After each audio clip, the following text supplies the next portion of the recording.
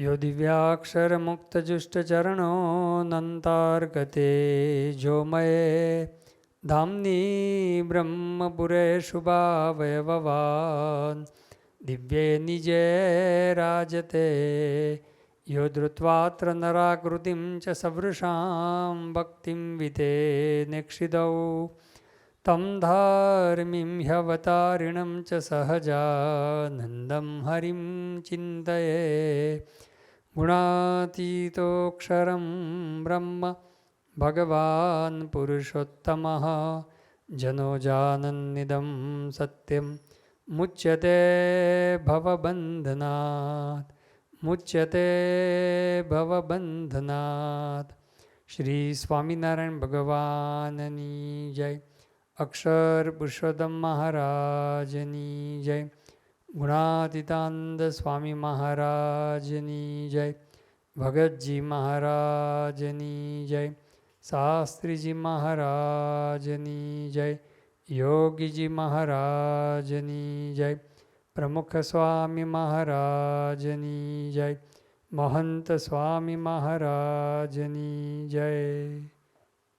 સ્વામિનારાયણ હરે વચનામૃત લોયા પ્રકરણનું 18મું નિશ્ચયનું સ્વામિનારાયણ હરે સંવત 1877ના પોષ સુધી પડવાને દિવસ રાત્રિને સમયે સ્વામી શ્રી સહજાનંદજી મહારાજ ગામ શ્રી લોયા મધ્યે સુરા ભક્તના દરબારમાં ઢોલિયા ઉપર વિરાજમાન હતા અને માથે ધોળો ફેંટો બાંધ્યો હતો અને બીજે ધોળે ફેંટે કરીને બોકાની વાળી હતી તથા ગરમ પોષની રાતી ડગલી પહેરી હતી તથા ચોફાડે સહિત રજાઈ ઓઢી હતી તથા ધોળો ખેસ પહેર્યો હતો અને પોતાના મુખારવિંદની આગળ પરમહંસની સભા તથા દેશ દેશના હરિભક્તની સભા ભરાઈને બેઠી હતી.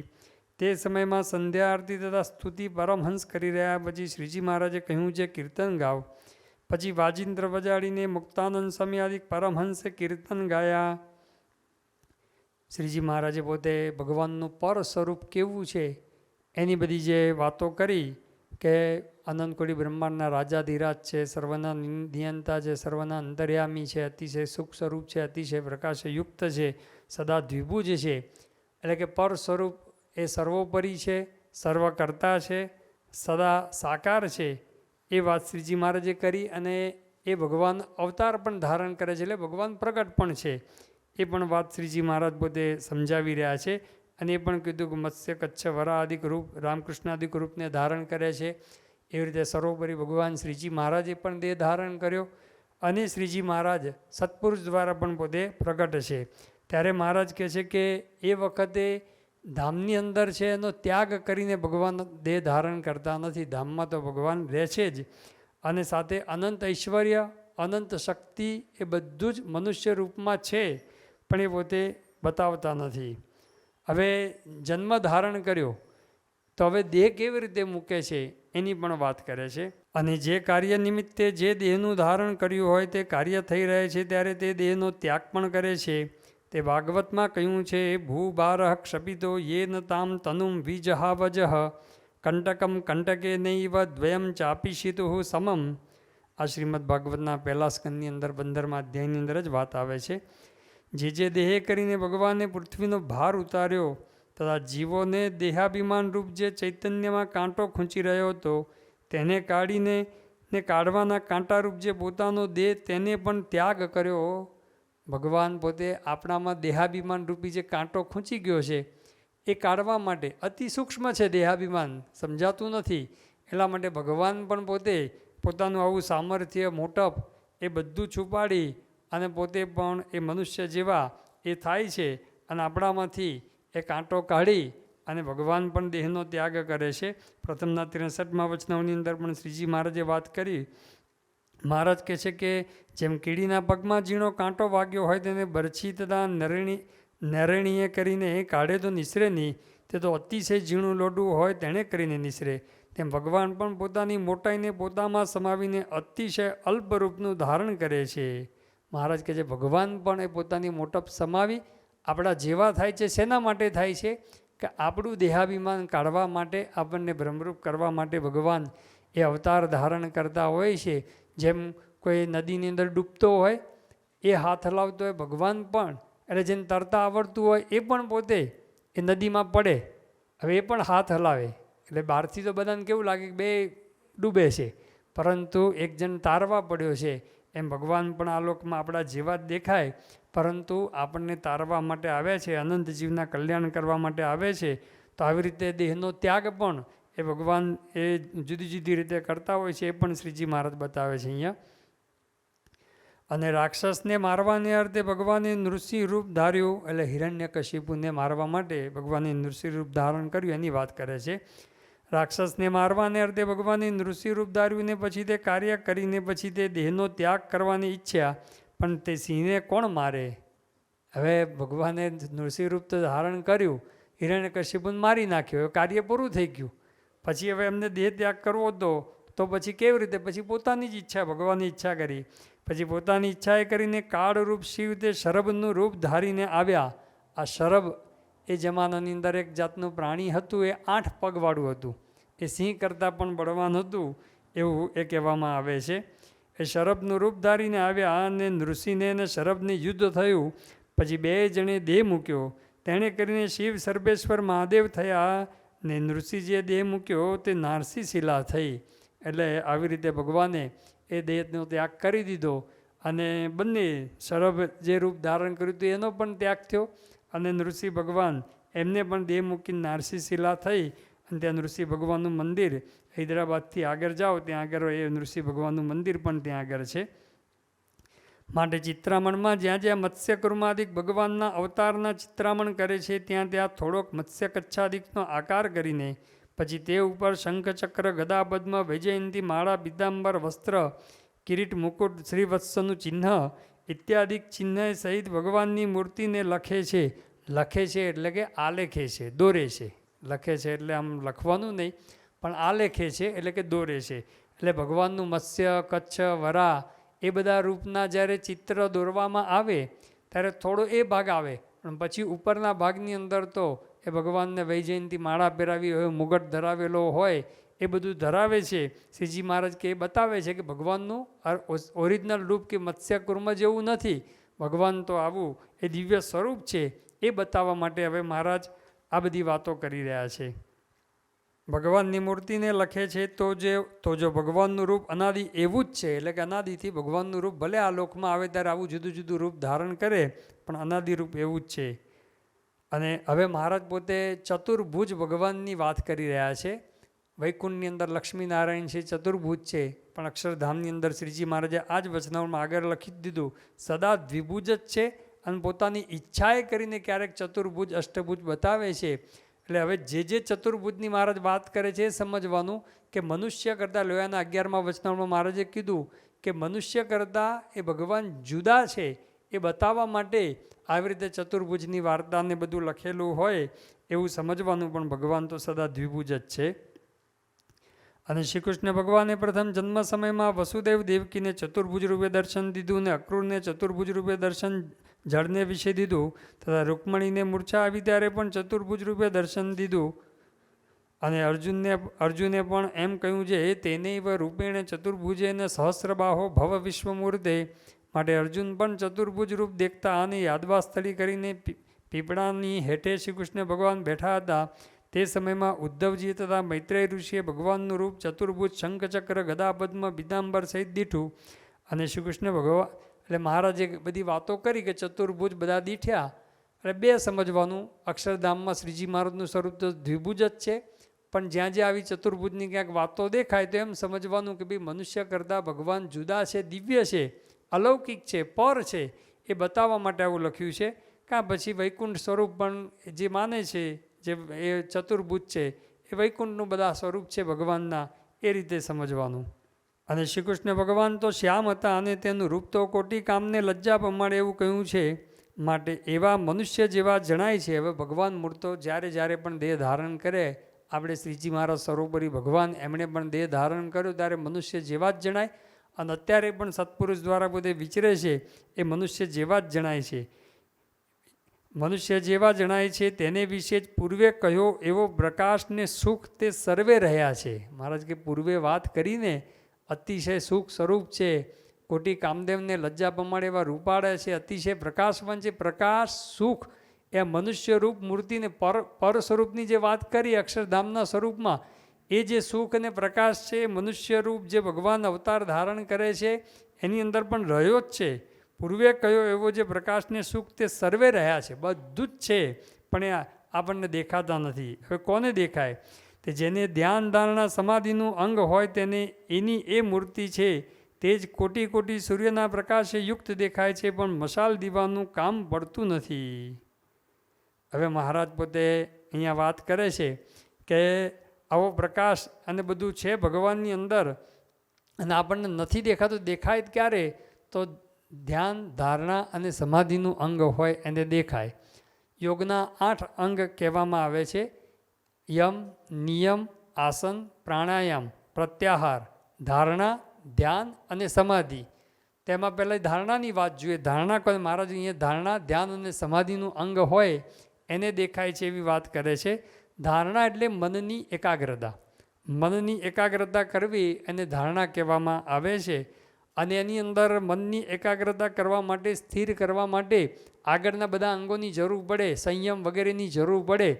એ સંયમ વગેરે હોય ત્યારે મન છે એ એક જગ્યાએ સ્થિર થતું હોય છે, એકાગ્ર થતું હોય છે. અને મનને એકાગ્ર કરવા માટે એ દર્શન ધારણા, નાદ ધારણા અને અંતસ્થ ધારણા, આ 3 પ્રકારની ધારણા એ છે. દર્શન ધારણા એટલે ભગવાનની મૂર્તિના મટકા રહિત દર્શન કરવા, જેથી કરીને એ મન એ સ્થિર થતું હોય છે, મન આડું આડું ડોલે નહીં. નાદ ધારણા એટલે મંત્ર જપ કરવો અથવા તો ભગવાનના જે શબ્દ એને સંભાળીને એની સ્મૃતિ કરવી. પછી અંતસ્થ ધારણા એટલે કે અંતરદ્રષ્ટિ કરવી અથવા તો ભગવાનની મૂર્તિને અંતરમાં ધારવાની, અંત્યા પૂજન વંદનાદિ કરવાનું, એ અંતસ્થ ધારણા એ કહેવામાં આવે છે. એટલે ટૂંકમાં મનની એકાગ્રતા, મનને એ વશ કરવાની એ વાત આવી છે. એટલે મનને વશ કરવા માટે ઓટોમેટિક આગળ વાત આવી ગઈ ઇન્દ્રિયોને વશ કરવાની. એટલે ઇન્દ્રિયો અંતઃકરણને વશ કરવા ટૂંકમાં ધારણા. એટલે અત્યારે આપણે એટલું સમજવાનું. પછી ધ્યાન, એ ધારણા પછી ધ્યાનનો સ્ટેપ આવે છે. ધ્યાન એટલે ધારણાનો અભ્યાસ એ કરતાં પરિપક્વ અવસ્થા થાય એટલે મન એ ધ્યેય સ્વરૂપની અંદર એકદમ સ્થિર થઈ જાય અને એની અંદર લીન થઈ જાય ત્યારે ધ્યાનની સ્થિતિ એ કહેવામાં આવે છે.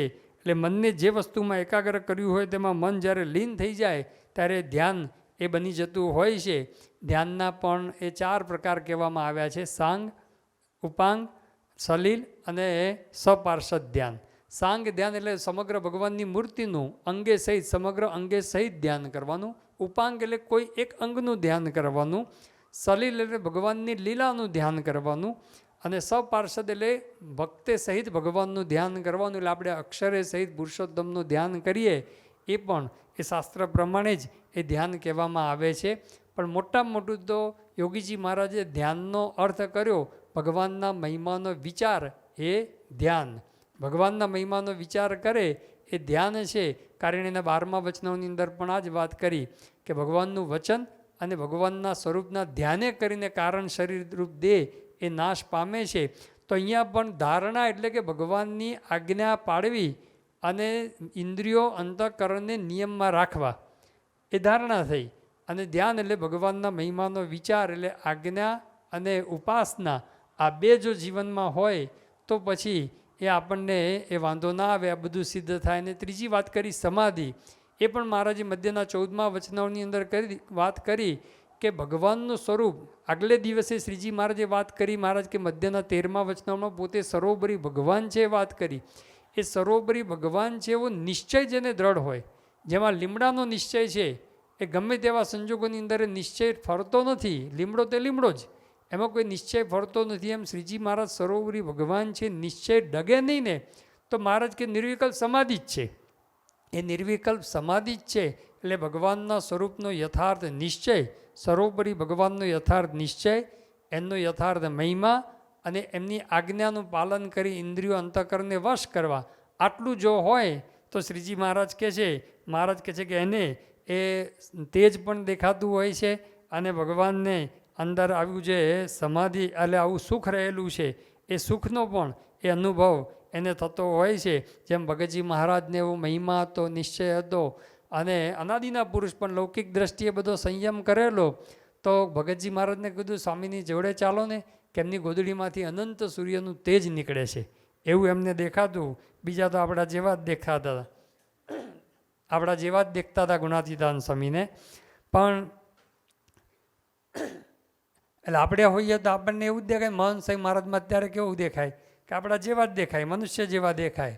પરંતુ જેને આવી રીતે આજ્ઞા ઉપાસના એ દ્રઢ થઈ હોય, સિદ્ધ થયું હોય, એને કોટી કોટી સૂર્યનો પ્રકાશ એમની અંદર દેખાતો હોય છે. મહારાજે પણ આવી ઘણી બધી વાતો કરેલી છે. મધ્યના 13મા વચનાઓની અંદર, લોયાના 7મા વચનાઓની અંદર પણ મહારાજે વાત કરી કે ભગવાનની અંદર આવો પ્રકાશ છે અને નથી દેખાતો. તો એ પણ મહારાજ પોતે વાત કરે છે ભગવાનની ઈચ્છા સમજવાની. અને એવો પ્રકાશ એ ભગવાનને વિશે છે ને તે નથી દેખાતો, તે તો એ ભગવાનની એવી ઈચ્છા છે. અને એ ભગવાન ઈચ્છે જે એવો પ્રકાશવાન હું આ ભક્તને દેખાવું, તો તે પ્રકાશયુક્ત એવી એ જ મૂર્તિને દેખે છે. મહારાજ કહે છે કે એ ભગવાનની ઈચ્છા આપણને નથી દેખાતું. કદાચ આપણને આવી નિશ્ચય છે, મહિમા છે, આજ્ઞા પણ પાડીએ છીએ, અને છતાં પણ ભગવાનનું સ્વરૂપ આવું પ્રકાશયુક્ત ન દેખાય તો સમજવાનું કે ભગવાનની એવી ઈચ્છા છે, એટલા માટે મને દેખાડતા નથી. ગુણાતીતાન સ્વામી 5મા પ્રકરણની 255મી વાતમાં લખ્યું કે આ દેખાય છે એવી ને એવી મૂર્તિ અક્ષરધામમાં છે, લગારે ફેર નથી, એમાં તેજ વધારે દેખાડે છે. શું કહે છે? એમાં તેજ વધારે દેખાય છે. અહીંયા છે પણ દેખાડતા નથી, એટલો જ ફેર છે. આ દેખાય છે એવી ને એવી મૂર્તિ અક્ષરધામમાં છે, એમ સમજવામાં કાચબ એટલી કાચબ છે.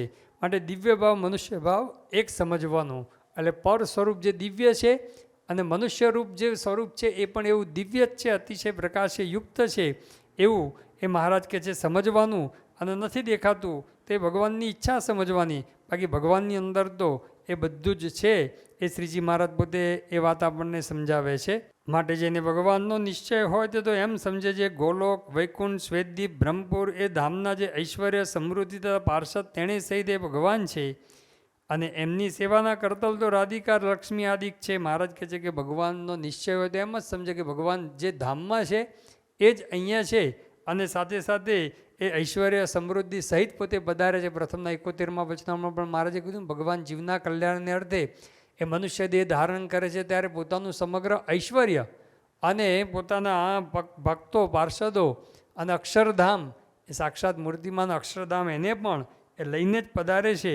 તો અહીંયા પણ શ્રીજી મહારાજ એ જ વાત કરે છે. અને એમની સેવાના કરતલ તો રાધિકા, લક્ષ્મી આદિક છે. એવા પરમ ભાવે સહિત ભગવાનને દેખે છે. એટલે જેને નિશ્ચય હોય એ મનુષ્ય રૂપ ભગવાનનું છે, એને પણ પરમ ભાવ એટલે કે અક્ષરધામની અંદર ભગવાનનું સ્વરૂપ છે એવા પરમ ભાવે સહિત દેખે છે.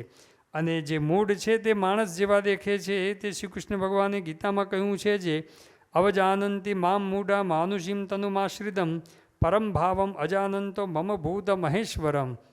ગીતાની અંદર પણ શ્રી કૃષ્ણ ભગવાને આ જ વાત કરી. એટલે દિવ્ય ભાવની જ્યાં જ્યાં વાત થાય છે ત્યાં સમજવાનું પ્રગટ સ્વરૂપની જ વાત આવે છે. અહીંયા પણ શ્રી કૃષ્ણ ભગવાને શું કીધું? અવજાનંતી મામ મૂઢા, મને જે મૂળ લોકો, મૂર્ખ લોકો મનુષ્ય જેવો સમજે છે. એટલે મનુષ્ય જેવો સમજે છે એને કેવા કીધા? મૂળ, મૂર્ખ કીધા. પણ કોને? મામ એટલે પ્રગટ સ્વરૂપ શ્રી કૃષ્ણ ભગવાનનું હતું એને મનુષ્ય જેવા જાણે છે. એને એમાં વર્તમાન કાળે પણ એ આપણે મહંત સ્વામી મહારાજને જો આપણે મનુષ્ય જેવા સમજીએ તો મનુષ્ય જેવા સમજીએ તો એ મોટામાં મોટી એ ખોટ આવતી હોય છે. માટે જે મૂળ છે તે ભગવાનના એવા પરમ ભાવને જાણ્યા વિના ભગવાનને વિશે પોતાના જેવા મનુષ્યના ભાવને પલટે છે. તે મનુષ્ય ભાવ તે શું? તો કામ, ક્રોધ, લોભ, મોહ, મદ, મત્સર, આશા, તૃષ્ણા ઇત્યાદિ અંતઃકરણના ભાવ છે. તથા હાડ, ચામ, મળ, મૂત્રાદિક તથા જન્મ, મરણ, બાળ, યૌવન, વૃદ્ધ એ સર્વે દેહના ભાવ છે. ઇત્યાદિક જે મનુષ્યના ભાવ છે તે સર્વે ભાવને ભગવાનને વિશે પલટે છે. માટે એવા ભાવનો પરખનારો જે હોય તેને ભગવાનના નિશ્ચય જેવું જણાય છે તો પણ તેનો નિશ્ચય કાચો છે અને જરૂર સત્સંગમાંથી પડશે. મહારાજ કહે છે કે આ બધા ભાવ ભગવાનની અંદર દેખાય, કામ, ક્રોધ વગેરે. 95નું 4થું વચનાવૃત તો આખું વચનાવૃત જ મનુષ્ય ભાવ, દિવ્ય ભાવ ઉપર છે. એની અંદર મહારાજ પોતે 28 દોષ બતાવે છે ભગવાનની અંદર, કે મનુષ્યની અંદર આ બધા 28 દોષ આ બધા બતાવે ને, કામ, ક્રોધ, મોહ, મદ, મત્સર, આશા, તૃષ્ણા, પછી હાડ, ચામ, મળ, મૂત્ર, જન્મ, મરણ, બાળ, યૌવન, વૃદ્ધપણું પણ ભગવાન બતાવે. બધા ભાવ એ મનુષ્યની અંદર છે અને મનુષ્ય દેહ ધારણ કરે ભગવાનની અંદર જણાય છે એવો શબ્દ વાપર્યો. એટલે જણાય છે એનો અર્થ શું? તો કે મનુષ્યમાં તો આ બધા ભાવ છે પણ ભગવાનની અંદર નથી ને જણાય છે. નથી, પણ આપણે જ પ્રતિબિંબ એ ભગવાનની અંદર દેખાય છે. ભગવાનને સંતો કેવા છે? દર્પણ જેવા છે. એ દર્પણની અંદર આપણા મોઢા ઉપર ડાઘ હોય એ દર્પણમાં દેખાય તો દર્પણનો વાંક છે? એ આપણો વાંક છે. ભગવાનને સંત દર્પણ જેવા શુદ્ધ છે, પરંતુ આપણને મનુષ્ય જેવા દેખાય છે. તો મહારાજ કહે છે કે આવો મનુષ્ય ભાવનો પરખનારો છે એને નિશ્ચય જેવું જણાય છે, પણ એ નિશ્ચય નથી. એ જરૂર એ સત્સંગની અંદરથી એ પાછો પડી જવાનો એ વાત મહારાજ પોતે અહીંયા સમજાવે છે. મોહન સાંઈ મહારાજ પોતે મનુષ્ય ભાવ દિવ્ય ભાવની ઘણી બધી વાતો કરી છે. આપણે થોડી જ એ જોઈશું તો આપણને સમજાશે કે આ કેટલી વાત અગત્યની છે. કારણ કે શ્રીજી મહારાજ આગળ ફેરવીને આ વાત કેટલી અગત્યની છે એ જ સમજાવે છે. યોગી વાણીનું યોગીજી મહારાજની વાણી છે એનું વાંચન મોહન સાંઈ મહારાજ કરીને નિરૂપણ કરે છે. એમાં યોગી વાણીમાં આવ્યું, અક્ષરધામમાં જે તેજોમય દિવ્ય સ્વરૂપ છે તે જ પ્રગટ પ્રમાણ મનાય તે શુદ્ધ ભાવે દર્શન કર્યા કહેવાય. શુદ્ધ ભાવે દર્શન કર્યા એટલે શું? મોહન સાંઈ મહારાજના શુદ્ધ ભાવે દર્શન કર્યા એટલે અક્ષરધામમાં જે તેજોમય સ્વરૂપ છે એ જ પ્રગટ પ્રમાણ છે એ રીતે દર્શન કરવા મોહન સાંઈ મહારાજ એની ઉપર નિરૂપણ કરે છે. હવે અહીંયા આવે એટલે મનુષ્ય જેવા જ જણાય. અહીંયા લોકમાં આવે ત્યારે કેવા જણાય? મનુષ્ય જેવા જ જણાય. મનુષ્ય રૂપે આવે એટલે બધા મનુષ્યના ભાવ દેખાડે. દિવ્ય ભાવ, મનુષ્ય ભાવ, દિવ્ય ભાવ, મનુષ્ય ભાવ એ કુસ્તી ચાલ્યા જ કરે. આપણા મનની અંદર આ બધી કુસ્તી ચાલ્યા કરે. થોડી વાર દિવ્ય ભાવ રહે, પાછો મનુષ્ય ભાવ આવી જાય ને એમાં આગળ વધાય. પોઝિટિવ કુસ્તી કરવી એમ કરતાં કરતાં દિવ્ય ભાવ થઈ જાય. મહારાજ મોહન સાંઈ મહારાજ કે દિવ્ય ભાવ એમ કરતાં કરતાં એ દિવ્ય ભાવ થઈ જાય, પણ પ્રયત્ન કરવો પડે. પણ સવડું ગ્રહણ કરે તો, અવળું ગ્રહણ કરે તો સાવ નીચે જતો રહે. જો અવળું ગ્રહણ કરે, મનુષ્ય ભાવ ગ્રહણ કરતો જાય તો નીચે જતો રહે. ઉપરથી તો આપણે દર્શન કર્યા જ કરીએ છીએ, પણ સાચા ભાવથી લગ્ની લાગી જાય એ રીતે અડધી સેકન્ડ દર્શન કર્યા હોય તો એ કામ થઈ જાય. અડધી સેકન્ડ જ. પણ કેવી રીતે? આ દિવ્ય ભાવ સહિત દર્શન કરે તો સાક્ષાત ભગવાન છે અને મને મળ્યા છે એવો ભાવ હોય તો કામ થઈ જાય. આ રીતે દર્શન કરવાના કે જે આ પર સ્વરૂપની વાત કરીને શ્રીજી મહારાજે એ જ મને સાક્ષાત દર્શન દે છે. અહીંયા આવશે આ વર્ષે તે દર્શન દેશે તો આ મને સામાન્ય મનુષ્ય જેવા દેખાય છે પણ મનુષ્ય જેવા નથી. એ સાક્ષાત અક્ષરધામની મૂર્તિ છે.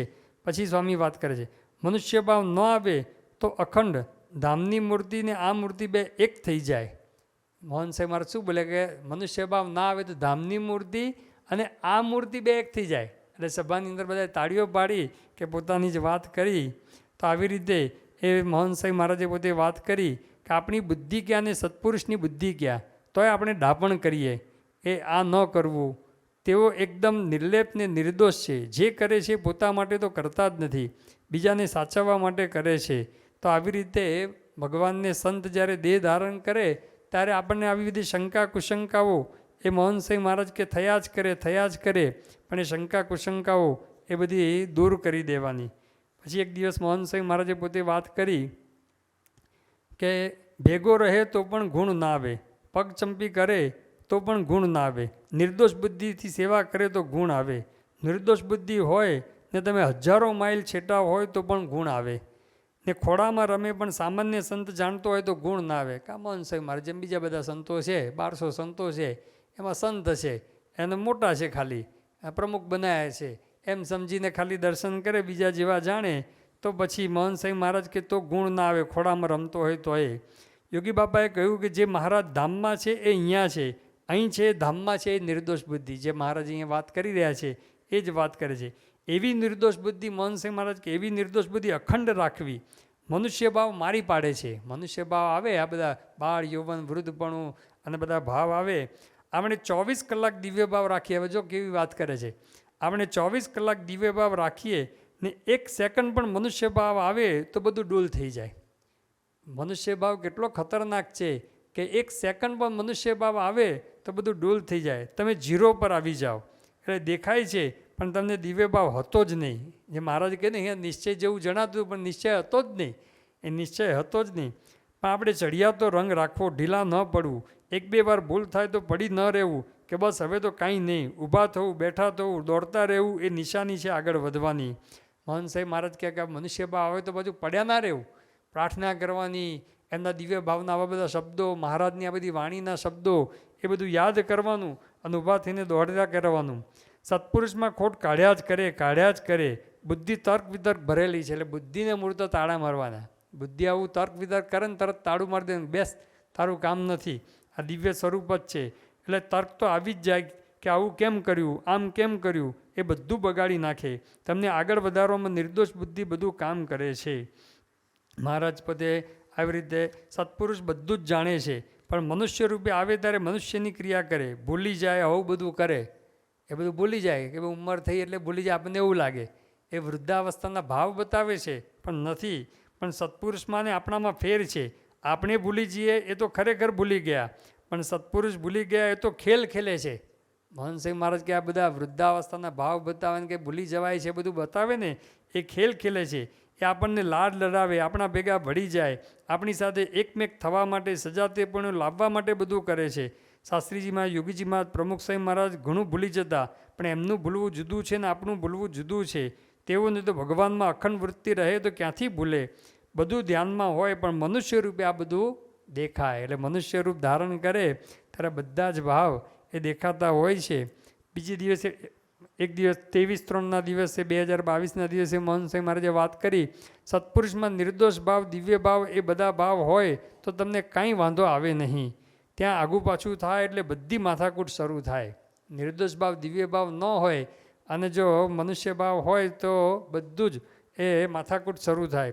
બધું ખોરંબે પડે, કોઈ મેળ જ ના પડે, કોઈ મેળ જ ના મળે, પત્તો જ ના પડે ને બધી ગૂંજ ગૂંજ ગૂંજ આવ્યા જ કરે, ગૂંચવાડાનો પાર નહીં. શ્રીજી મહારાજે તો સંતો ભક્તો બધા નિર્દોષ છે એમ કહ્યું છે, તો પછી સત્પુરુષમાં તો કેટલો દિવ્ય ભાવ હોવો જોઈએ. સત્પુરુષને નિર્દોષ ના જાણે તો દોષ ક્યાંથી જાય? સત્પુરુષમાં દિવ્ય ભાવ રહે તો બધો મેળ મળી જાય. તો આવી રીતે મહનસિંહ મહારાજ પોતે વારંવાર, આ તો થોડા દિવસના આપણે એ રિપોર્ટ જોઈએ છે, એની અંદરથી પણ એ આપણને ખબર પડે. સંત દરેક ક્રિયામાં ગુણાતીત વર્તે છે. આપણા જેવો ભાવ હોય એવો એમનામાં પરઠીએ, આપણામાં જેવો ભાવ હોય એવો સત્પુરુષમાં પરઠીએ. પણ એ તો દિવ્ય મૂર્તિ છે. તમે એકાંતિકી ભક્તિ કરો એ જ એમને મતલબ છે. તમે એકાંતિક ધર્મ પાળવા પર વધો તે તેમને ગમે. તમે એકાંતિક ભક્ત થાઓ એ જ એમને મન મોટું છે. અનંત કોટી બ્રહ્માંડમાં એકાંતિક સંત મળવા દુર્લભ છે. આપણને સહેજે મળ્યા છે. આપણા કેટલા મોટા ભાગ્ય કહેવાય, પણ આપણને સામાન્ય ભાવ રહે છે. અનંત કોટી બ્રહ્માંડની પણ જેને ગણતરી નથી, અને એવા એકાંતિક સંત, પરમ એકાંતિક સંત મોહનસિંહ મહારાજ કે આપણને સહેજે મળી ગયા. આપણા કેટલા મોટા ભાગ્ય કહેવાય, પણ આપણને સામાન્ય ભાવ રહે. આ મળ્યા છે, આપણા જેવા જ છે એવું લાગે છે, એટલે મેળ પડતો નથી. મોહનસિંહ મહારાજ કે આપણા જેવા લાગે છે એટલે મેળ પડતો નથી. ગુણાતીત સંત મળ્યા છતાંય સામાન્ય ભાવ રહે છે, એટલે તમે સામાન્ય જ રહેવાના. સામાન્ય ભાવ રહે તો આપણે સામાન્ય જ રહેવાના. આપણે તૂટક ફૂટક નિર્દોષ બુદ્ધિ રહે છે, તૂટક ફૂટક, ક્યારેક રહે ને ક્યારેક ન રહે. સંત અખંડ દિવ્ય ગુણાતીત મનાય, નિર્દોષ બુદ્ધિ રહે તો આપણે સંત અખંડ દિવ્ય ગુણાતીત મનાય, નિર્દોષ બુદ્ધિ રહે. આપણે ઉપરથી ઘણા વખતથી નિર્દોષ બુદ્ધિ કરીએ છીએ, પણ જીવમાં ઉતરી જાય તો જીવ સુખ્યો થઈ જાય ને શાંતિ થઈ જાય. ઉપરથી બોલીએ છીએ પણ સાક્ષી ભેદાઈ જાય, દ્રઢ વિશ્વાસ આવી જાય કે આ દિવ્ય જ છે, અલૌકિક છે. આટલું જ જો સમજાઈ જાય તો મોહનસિંહ મહારાજ કહે છે કે એ કામ થઈ જતું હોય છે. ક્યાં રાજા ભોજ ને ક્યાં ગાંગો તેલી, તે અંતર આપણને સમજાય છે, પણ ક્યાં મહારાજ સ્વામીને ક્યાં આપણે એ મહિમા સમજાતો નથી. પેલું સમજાય કે ક્યાં નરેન્દ્ર મોદીને ક્યાં આપણે એ સમજાય, પણ ક્યાં મહારાજ સ્વામીને ક્યાં આપણે એ નથી સમજાતું કે આપણા જેવા જ છે. એ મહિમા સમજાતો નથી. ભગવાન મનુષ્ય જેવા થાય છે ને આપણે પણ મનુષ્ય ભાવમાં રાચીએ છીએ, એટલે મહિમા સમજાતો નથી. સત્પુરુષ મંદવાડ ગ્રહણ કરે, દેહ ભાવ બતાવે, દવા પીવે ત્યારે પણ દિવ્ય ભાવ સમજવો કે તો બીજાનો રોગ દૂર કરવા માદા થયા છે. એ આપણો રોગ દૂર કરવા આ બધું કરે છે. આપણે આ બધું બોલી જઈએ પણ સમજતા નથી. મહનસિંહ મહારાજ કે આ બધું બોલીએ છીએ પણ સમજાતું નથી. કરવાનું બધું આ છે, તમે પ્રવચન કરો, આકાશ પાતાળ એક કરો, બધી ઘણી બધી સેવા કરો, પણ મુદ્દો તો આટલો જ છે કે મનુષ્ય ભાવમાં દિવ્ય ભાવ સમજવો. મુદ્દો આટલો જ છે કે મનુષ્ય ભાવમાં દિવ્ય ભાવ સમજવો. એ ઘાંટી ઓળંગી ગયા તો આપણે આ ઘાંટી ઓળંગી ગયા તો પારને પામી ગયા. આપણે બધું કરીએ છીએ પણ અંદર છાનો નાસ્તિક ભાવ રહે છે જ, છાનો નાસ્તિક ભાવ રહે જ છે. આ તો બોલવું પડે, કહેવું પડે, પણ કેવું એવું હશે કે કેમ, આવું મનમાં એ થઈ જતું હોય છે.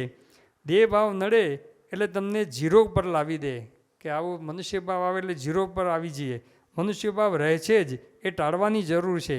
સ્વામીએ કહ્યું દિવ્ય ભાવ રાખવો, દિવ્ય ભાવ રાખવો એ ઘૂંટવાનું છે. આપણે મથ્યા છીએ પણ સ્પીડ વધારવી જોઈએ. આપણે મથ્યા છીએ કે દિવ્ય ભાવ રાખવાની, પણ મોહન સાંઈ મહારાજ કહેવાય સ્પીડ વધારવાની. ધીમે ધીમે ચાલે છે એવું ના થાય, ઊંડા ઉતરવાની જરૂર છે. ટૂંકમાં દિવ્ય ભાવ સેન્ટર પોઈન્ટ. દિવ્ય ભાવ તો હરિભક્તોમાં પણ રાખવો જોઈએ. એ ગમે તેવી ક્રિયા કરતો હોય પણ દિવ્ય ભાવ તો રહેવો જોઈએ. તો પછી એકાંતિક સંતનો સમાગમ કરીએ તો તે દિવ્ય ભાવ કરાવી દે તમને. તો આવી રીતે મોહન સાંઈ મહારાજ પોતે વારંવાર એ પોતે દિવ્ય ભાવની વાતો કરે છે. તો શ્રીજી મહારાજે પણ અહીંયા એ જ વાત સમજાવી કે જો મનુષ્ય ભાવ આવ્યો તો સત્સંગમાંથી જરૂર પડી જશે. એ નિશ્ચય જેવું જણાય છે પણ એ નિશ્ચય એનો નથી. એ ભગવાન પરમ દિવ્ય મૂર્તિ છે.